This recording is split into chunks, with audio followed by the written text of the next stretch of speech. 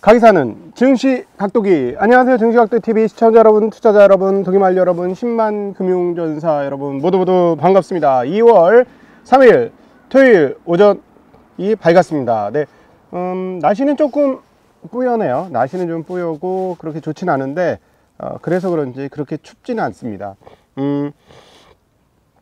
저는 아직 감기가 덜 나와가지고 조금 따뜻하게 입고 나왔는데 추운 날씨는 아닙니다. 예, 추운 날씨는 아니고 활동하기도 좋네요. 이번 주 이제 입춘이죠. 네, 입춘이니까 앞으로 점차 따뜻한 날들이 우리에게 다가올 것 같습니다. 2월 한 달간 정말 투자자에게는 동토의 시간을 보냈는데 2월 달부터는 좀 회복되기를 바라는데 아주 구주들이 상승을 했고 오히려 그 한국의 기술주들은 어려웠습니다.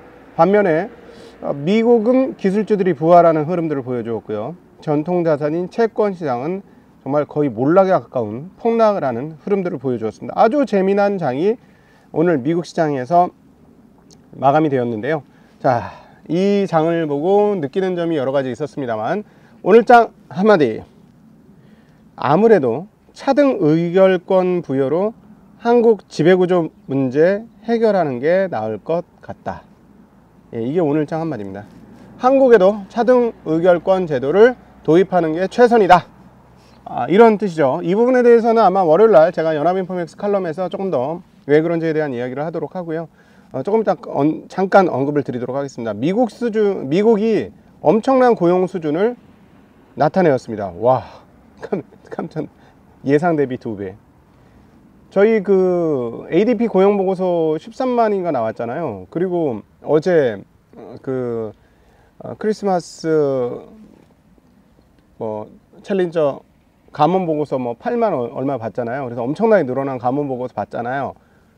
야, 그러니까 이번에 비농업 고용 노동부에서 나온 게 진짜긴 하지만 이게 좋을 수가 있겠어? 라는 생각을 했었죠. 그러니까 그걸 보고 채권 시장이 내달렸잖아요. 그래서 제가 너무 달리는 것 같은데, 너무 자기 마음대로 아전인수격 해석인데 라는 말씀을 어제 드렸죠. 어제장 한마디가 어제장 오늘장 한마디가 그거였죠. 채권시장 항상 너무 자신 있는 거 아니야? 라는 게 어제의 오늘장 한마디였는데 폭락했습니다. 자, 왜? 고용이 정말 미쳤습니다. 자, ADP 13만 나왔어요. 자, 그러면 비농고용 많이 나왔거든요. 한번 상상해보세요. 얼마 나왔을까? 35만 나왔습니다. 나 잠깐만. 제가 눈이 안 보이네, 잘. 나이 먹으니까 가까운 게 잘 안 보여. 다시 봐야지. 앞에 2자야, 1자야. 이러면서 봤더니 3자였어요. 와, 3자? 35만 3천? 예상 얼마? 18만 7천이었습니다. 그러니까 예상의 2배잖아요. 우와, 이러니까 완전 난리 났지. 채권시장 얼마나 난리 났느냐. 5년물 국채금리 어제 저희가 말씀드렸을 때 3.81%였습니다. 오늘 3.98%예요. 17bp 튀었어요. 폭락이지 이거 하루아침에 5년물 갖고 있는 사람은. 야, 그리고 2년물도 장난 아니에요. 2년물도 4.21이었습니다. 근데 4.37이에요. 야, 16bp. 그나마 10년물은 3.88에서 4.02로 그나마 좀 덜 튀어서 14bp 정도 튀었죠. 30년물도 마찬가지입니다. 4.12에서 4.22로 얘는 떨어질 때 조금 덜 떨어졌으니까 이렇게 됐죠. 와, 대박이지 않습니까? 채권시장 아주 폭락을 했고요. 반면에 그러면 채권시장 폭락했으면 주식시장 주식시장 괜찮았어요. 주식시장은 주인이 있었습니다. 어제는 누구였죠? 어제 미국 장마감 후에 주가가 엄청나게 올라갑니다 하면서 와, 14%나 올랐어요. 근데 유지될까 했는데 웬걸 20% 오르면서 마감이 됐습니다. 어디 가요? 메타 가요. 왜 이렇게 됐죠? 주당 배당을 처음으로 실시하고 그리고 무려 500억 달러 별 5. 500억 달러 얼마요? 500억 원 아니고 500억 달러. 한국 돈으로 얼마야? 1300원 하면 355 65조네 65조가 넘는 돈이네. 오늘 환율로 치면 거의 70조에 육박하는 돈을 자사주 매입 소각에 나서겠다는 거 아니겠습니까? 그러니까 주가가 80% 폭등을 하고 미국 통신업종은 덕분에 가장 업종 상승률 1위를 기록을 했습니다. 그러니까 나스닥이 안 오를 수 있나? S&P가 안 오를 수 있나? 시가총액 상위 종목이 말이야 $달러가 넘는 것들이 이렇게 하루에 20%씩 올라 제끼는데 와, 그러면 얼마니? 얘네가 시총은 제가 지금 정확히 모르겠는데 1조 달러만 해도 예를 들자면 20% 올랐으면 2천억 원 오른 거 아니에요? 2천억 달러 오른 거 아니에요? 어마무시하잖아요. 이야, 참. 그래서 이거를 보고 한국도 이렇게 하자. 차등 의결권을 줘야 된다. 왜냐하면 제가 왜 이렇게 얘기되냐면 지금 메타가 차등 의결권이 있어요. 그래서 실제로 주커버그의 그 지분이 얼마를 갖고 있냐면 마크 주커버그는 지분을 18% 가지고 있습니다. 그런데 그 의결권은 13%를 들고 있는데 의결권은 얼마를 갖고 있냐면 58%를 갖고 있다. 네, 바드한테 물어봤어요. 네, 58%. 그리고 그다음에 구글, 알파벳도 레리 페이지하고 이런 사람 쓰레기 불인이 그렇게 많이 갖고 있지 않지만 지배권을 갖고 있거든요. 그러니까 우리는 지배권을 싸게 이양하려고 그렇게 지주회사들 주가 작사를 내놓고 내 주식 작살 나는 게 너무 신나요. 우리는 주가가 자산이 한 100조쯤 되는데 우리 회사 시총은 몇 조야. 아우 행복해. 자산 100조짜리를 몇 조에 넘길 수 있어. 그것도 좀 더 낮추면은 더 상속세 좀 덜 내고 이런 분위기잖아요. 좀 이상한 마인드가 있죠. 자손 대대 왜 그렇게 꼭 내려야 하나. 너희 때 명예를 취하면 안 되나. 전 모르겠습니다. 제가 아직 회사를 안 갖고 있어 봐가지고 저도 그렇게 될까? 근데 좀 그런 경향은 있는 것 같아요. 우리 이제 자산가들을 관리를 해보면 상당히 많은 비율로 자식들한테 일부 부를 좀 이전해 주고 싶은 욕망은 있는 것 같기는 합니다. 그건 뭐 누구나 그래요.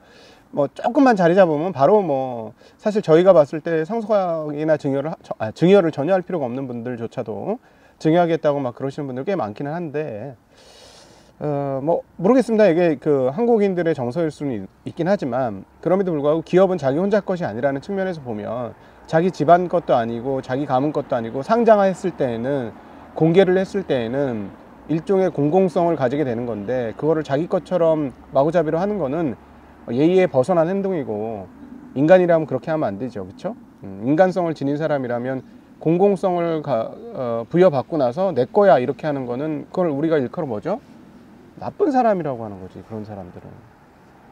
근데 이게 버젓이해지는 게 한국이니까.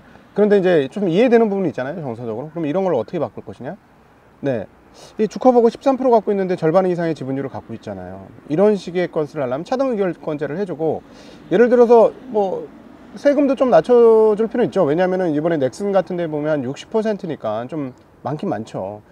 근데 만약에 그쪽에서 뭐랄까 좀 이렇게 여지가 없다면 차등 의결권제도 하면 괜찮지 않을까요?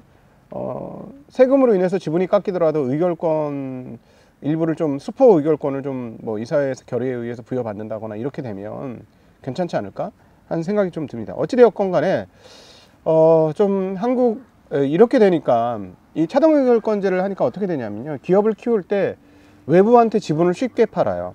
우리 회사 이번에 투자권이 있는데 이 투자권 이거 되면 우리 회사 엄청 좋아지거든요.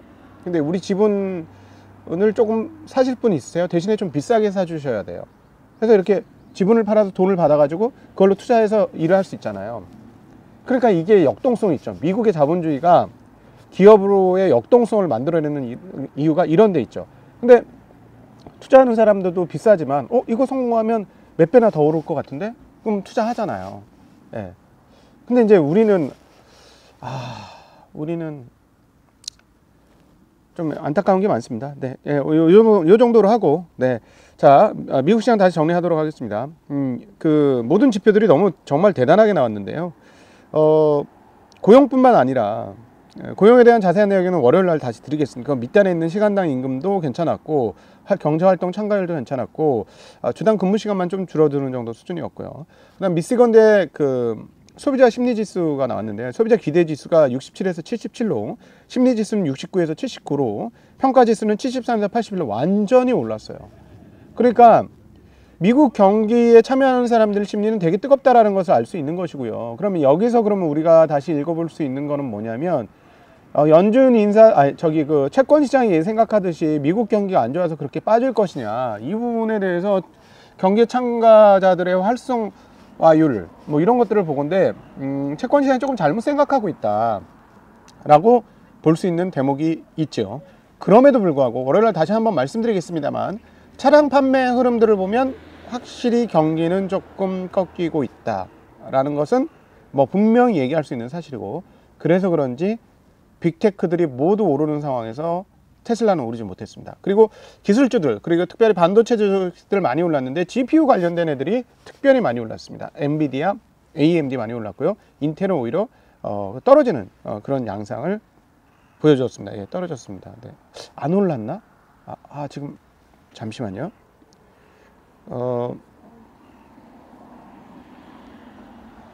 네, 인텔 떨어졌습니다. 1.8% 떨어졌습니다. 그러니까 이쪽 기술주에서의 차별화 양상은 계속 말씀드렸듯이 조금 지속되고 있습니다. AI 관련 쪽은 계속 좋고요. 그 외의 기술주들은 조금 좀 버겁거리는 흐름이고, 그 다음에 테슬라는 자동차 영역에 있기 때문에 이 영역이 계속해서 24년 한 해 동안 압박을 받을 수밖에 없는 상황이 유지되고 있다 정도로 지금 상황들을 정리해 볼 수 있을 것 같습니다. 네. 오늘 뭐 주저리 이상한 얘기를 많이 했는데 참 안타까워서 그래요. 안타까워서. 왜 한국의 주식시장 잘 돼야지 일반인들이 이제 1,400만 명이나 이제 참여를 하고 있는데 이분들의 노후 설계가 조금 더 될 텐데, 이게 좀 잘 돼야 될 거고, 그나마 표로 인식이 되어서 정말 다행이고요. 이런 것들을 세게 주장하는 분들이 조금 여기와 관련돼서는 좋은 결과를 좀 얻을 수 있으면 좋겠다는 생각도 해봅니다. 네, 그래야 주주들이 뭔가 조금 더 인정을 받고 한국의 자산 어떤 사이드의 흐름들이 긍정적인 방향으로 변하지 않을까 하는 그런 생각을 해보기 때문이죠. 네, 오늘 활동하기 상당히 좋은 날입니다. 저도 오늘 아주 소중한 친구들이 이 근처로 온다 그래서 오후에 만나기로 했고요. 만나서 재미난 이야기를 하고자 합니다. 여러분들도 그런 좋은 시간 한번 나누어 보는 그런 주말 되시면 어떨까요? 네. 2월 3일 미국 시장은 차별화되었습니다. 기술주들은 뜨겁게 상승했고요. 중소형주들은 떨어졌습니다. 네, 중소형주들에 대한 부담감은 여전하고요. 그리고 채권 시장은 폭락했고 금리는 급등했습니다. 금리 급등으로 인해서 달러 값이 크게 오르면서 아시아권 통화는 굉장히 큰 폭의 약세를 나타냈다라는 점. 엔화가 무려 146엔에서 148엔으로 무려 2엔이나 올랐고, 덕분에 1330원이 깨지면서 강세를 보여줬던 원화도 1339원으로 약세로 마감이 되는 그런 흐름들을 보여줬습니다. 한국 수출입이 좋아지는데요.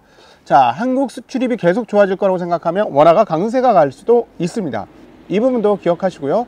원화 강세가 간다면 외국인들의 한국물 투자에 대해서 조금 적극적일 수 있다. 지금은 조금 이상한 흐름이죠. 그러니까 왜냐하면 정부 정책에 따른 외국인들의 유입이고요. 워낙 싼 영역이었어요.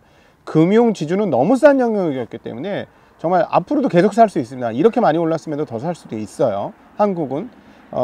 그런데 어떤 산업적 본질은 수출입을 통해서 우리가 확인할 것이고 반도체를 통해서 확인할 것이다 라고 정리해 볼 수 있겠습니다. 오늘도 함께 해주셔서 진심으로 감사하고, 오늘 정말 재미난 영상들이 여러분을 정말 찾아갑니다. 제가 보니까 제가 할 때 재밌으면 여러분도 재밌어요. 근데 이번 주 영상 진짜 재밌어요. 네, 김학균 신영증권 센터장님, 그리고 최부심 신부름센터의 대표 최상욱 대표가 딴 데 어디 가는 것보다 저희 코너에 오면 정말 재밌게 얘기 잘 하시거든요. 꼭 보시면 좋을 것 같습니다. 네, 행복한 주말 되십시오. 감사합니다. 안녕.